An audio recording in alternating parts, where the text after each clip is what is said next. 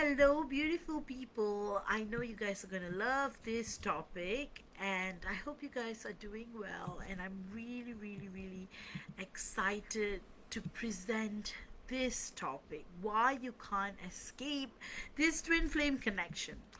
So, many of you guys, firstly, welcome back to my channel, and hope you beautiful souls have been doing all right. And of course, if you are new here, this is where we go deep into the real mechanics of the twin flame journey. Here, we don't sugarcoat, we don't play with fantasy illusions, and we don't settle for cliches like, "Oh, my DM is scared of love," or "Just text him back," or "Don't text him back."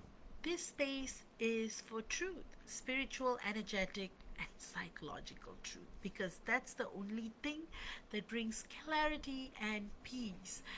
And that's why I wanted to talk about the soul level pool, why you can't escape this twin flame connection. So today's topic is one of the most important and one of the hardest to navigate, the soul level pool, and why you can't escape this connection.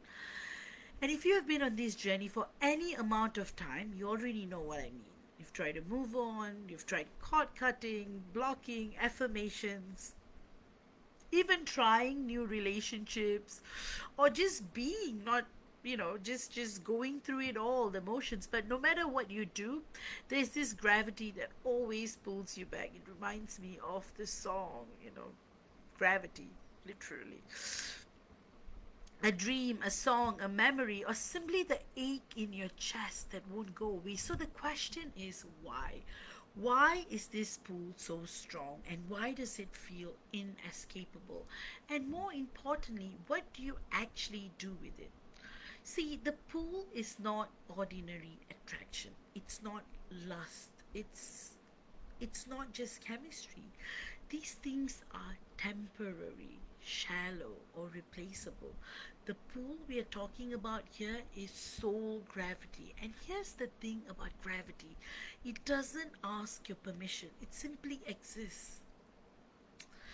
Gravity keeps your feet on the ground, it keeps planets in orbit, right? And when it comes to a true soul connection, especially monadic twin flame connection, it keeps your bond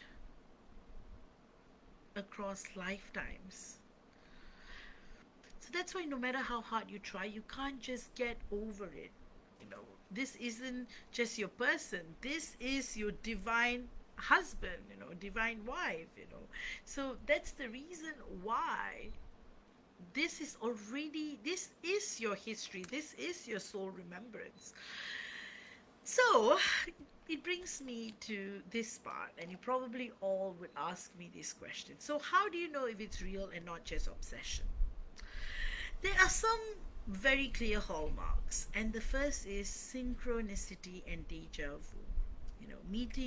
Meeting your divine counterpart, meeting your divine masculine would feel like remembering and not discovering. You look at your divine masculine and think, I know you, I've been here before, and like that feeling of hope, like really, like how the first time you meet him, like how you just feel so relaxed and happy, a feeling like home, like he's your family, and he would say the same, in some way or another. That's why it's important to recall old messages, to look at messages literally, where he would have called you his family. And but then when the separation comes in, everything gets distorted. But anyway, going back to that, you know that feeling, then how the universe starts echoing it through, like signs and chance encounters. Oh, this happens a lot, like random meetings. You might suddenly meet your divine counterpart, especially when you're in separation. The initial stages, there could be a divine orchestrated meeting where you're just bumming into each other. Numbers, seeing your divine counterpart's name through dreams.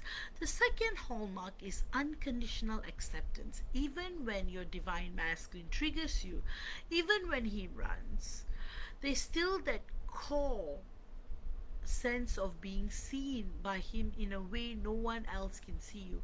And you see through him, not just his behavior, but his essence. And the third hallmark is energetic resonance.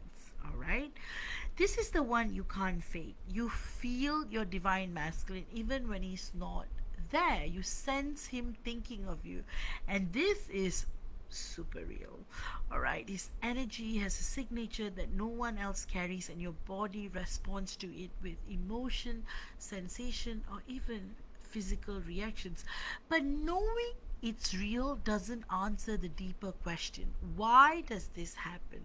Spiritually, there are three major reasons. All right, the first is karmic threads. Some connections come from unfinished business, promises, betrayals, love stories that are never closed. And the echo of those experiences keeps pulling you back until resolution is found.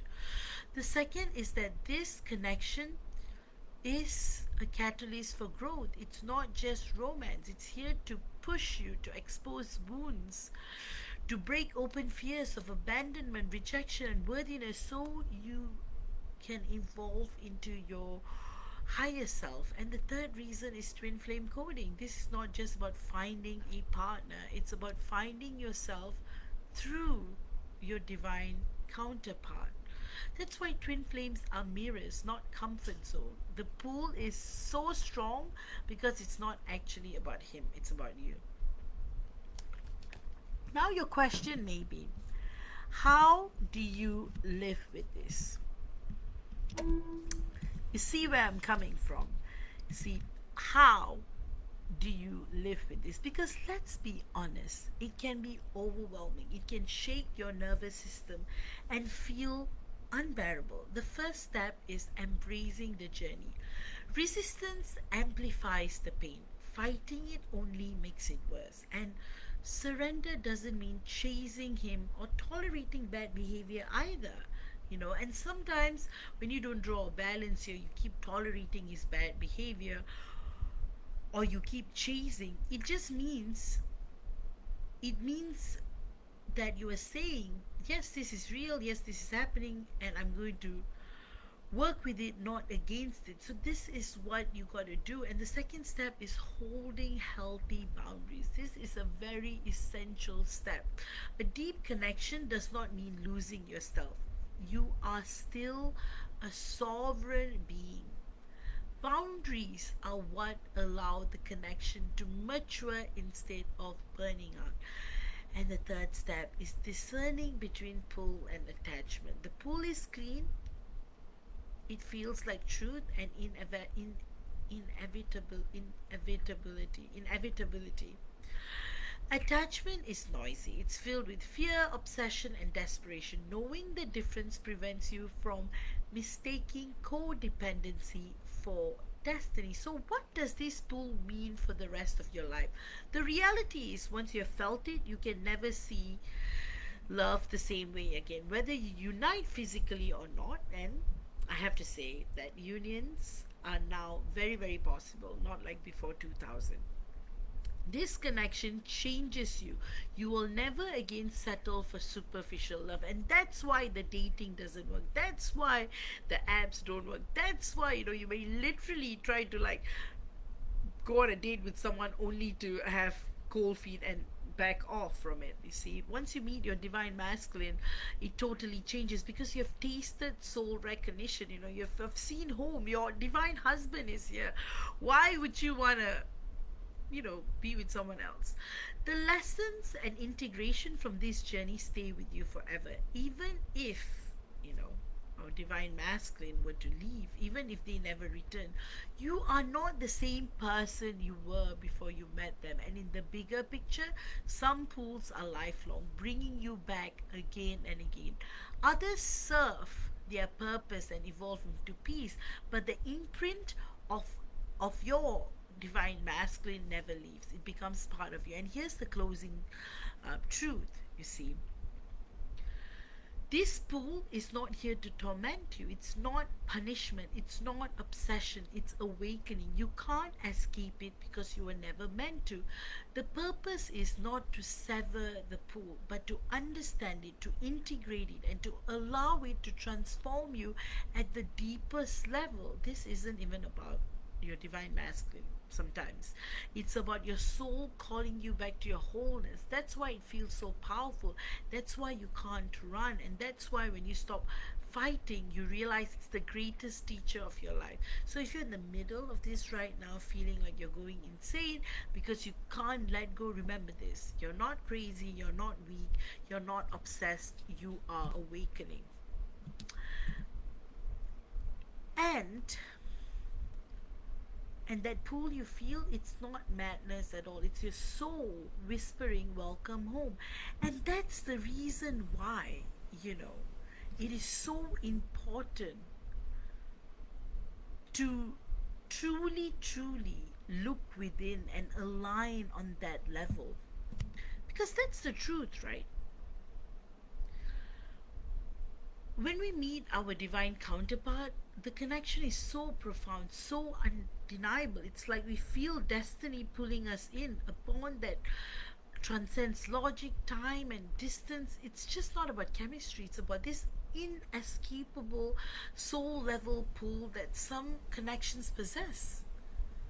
Discover why you literally can't escape this kind of a profound connection, because that is how a monadic twin flame journey works. And the nagging feeling, that sense of magnetic attraction to your divine counterpart, you can't quite explain. It's more than just a crush or infatuation. It's a deep resonance. That's why, usually if you're obsessed with someone, 6 months max. You break up with someone, 6 months max. But with your twin flame, with your divine masculine, you think it will get better, but it only gets worse, because you're getting closer and closer in the 5D. That's the reason why, it feels ancient and unbreakable. And that's why it is the most powerful connection you will ever experience. And it's not something you even chose, because it's not something you choose, but something that chooses you. There's a soul level pull that, like, literally defies explanation, leaving you wondering why some people feel like home, and even if you have just met. So that's the reason, you got to just go in with the flow. And you tried everything, and this is the biggest sign ever. No matter what you do, you find yourself pulled back. And that is the beauty of this soul level pull, and why you can't escape this connection. Is literally, like I've been saying all this while, gravity, gravity. And that's the reason why it is so important to just navigate this intensity through practical wisdom, because the pull can be overwhelming, right? And if you resist it, it amplifies. If you chase it blindly, you burn out. So you have to embrace the journey. You can't outrun destiny. Surrendering doesn't mean being passive. It means working with the energy rather than against it. So holding healthy boundaries, very very important, because deep connection doesn't mean merging into dysfunction. You're still a sovereign half of the soul. So boundaries are what allow the connection to mature instead of collapse. So that's why you need to, like, look at the discerning pull versus the attachment. The pull is clean, it has clarity. Attachment is noisy, it is filled with fear, obsession, and neediness. Learning the difference is crucial to navigating this without losing yourself. And here's the truth: once you've felt this pull, you can never go back to ordinary.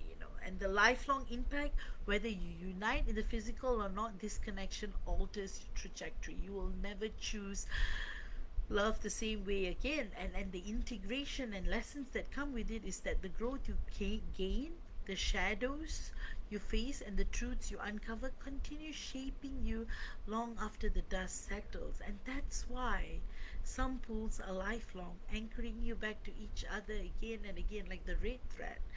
Others serve their purpose, evolve into peace. but the imprint is permanent because it is a soul level split. You know, you're splitting in the 13th dimension, in the cosmic eight, like divine feminine and masculine. It's soul remembrance, it's soul history. That's the reason why the soul level pull is not meant to destroy you, even though at times it feels unbearable. It's meant to awaken you. It's not about escaping the gravity of another, it's about realizing that this gravity is part of your own soul calling you back to wholeness. And that is the truth, that is the reality, you know. So thank you guys for being here today, and I know this discourse will hit you right in the places, you know, and if this resonated with you, share your experience in the comments so others know that they are not alone. And if you're ready to go deeper into your own journey, the links to book a session with me are in the description box. Until next time, stay strong, stay surrendered, and remember, this connection isn't here to break you, it's here to make you whole.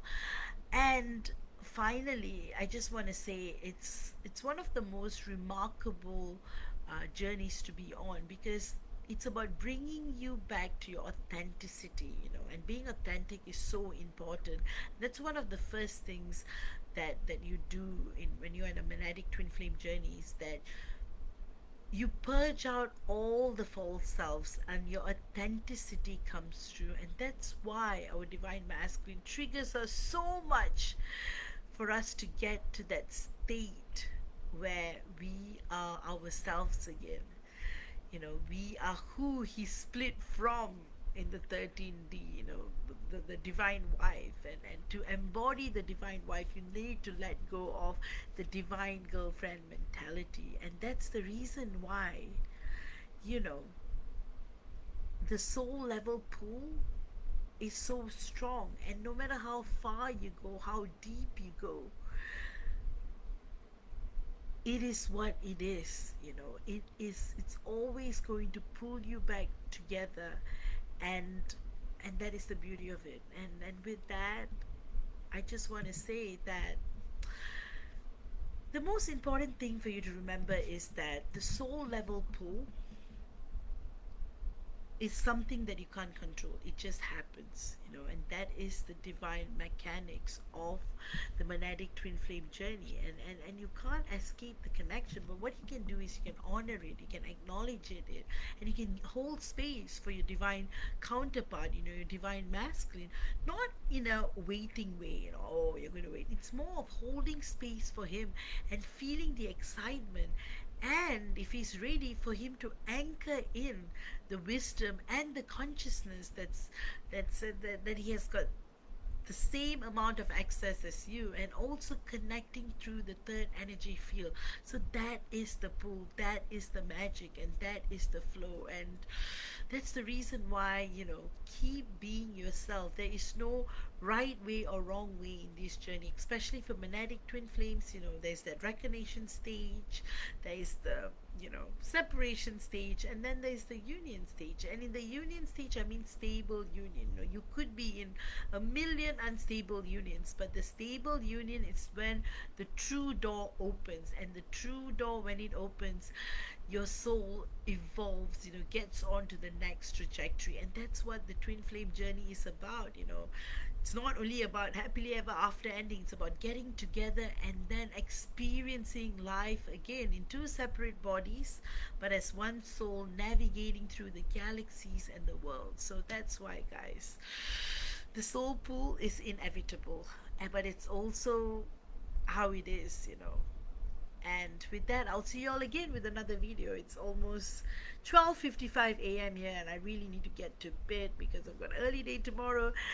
See you guys again with another video. Love you all. Take care, and all the best and blessings to you all always. And again, thank you all for your beautiful, kind comments. You really, really make my day when I read through the comments. You guys are so kind. You're so sweet. I thank you with all my heart for your kindest comments. All right, take care. Bye bye.